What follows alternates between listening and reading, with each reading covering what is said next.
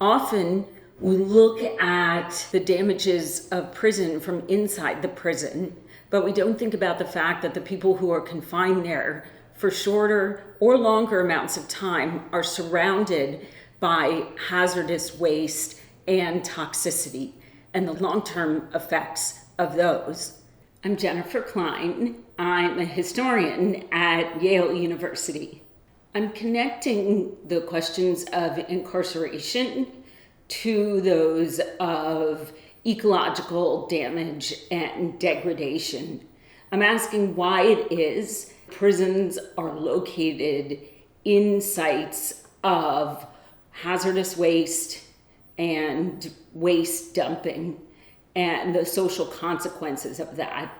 I'm using a case study of the petrochemical region in Southeastern Louisiana, where there is significant hazardous waste and ecological degradation, but there also is a concentration of prisons and confinement hospitals and damaging impact on poor African American and poor white rural communities throughout the stretch from Baton Rouge to New Orleans. This is an area that is formed and marked by sugar slave plantations and coerced labor. I'm looking not only at how this region grew, how the prisons developed as new forms of confinement and expulsion and coerced labor, but also the ways in which people on the ground could organize grassroots groups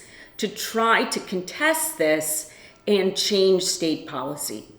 I'm bringing together two crucial questions of our time: mass incarceration and environmental damage and degradation.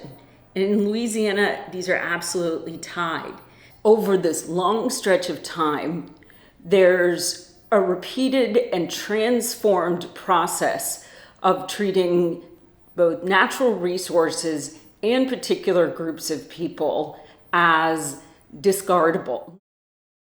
I think it's wonderful to have the opportunity to be at an institution founded by Mrs. Sage. I teach an urban history course that starts in the 1870s and goes through the turn of the century. And we focus particularly on women like Mrs. Sage and the women who did urban reform, urban investigations and studies, and even those who came to be at the Russell Sage Foundation in the early 20th century. So it's wonderful to be connected to that tradition.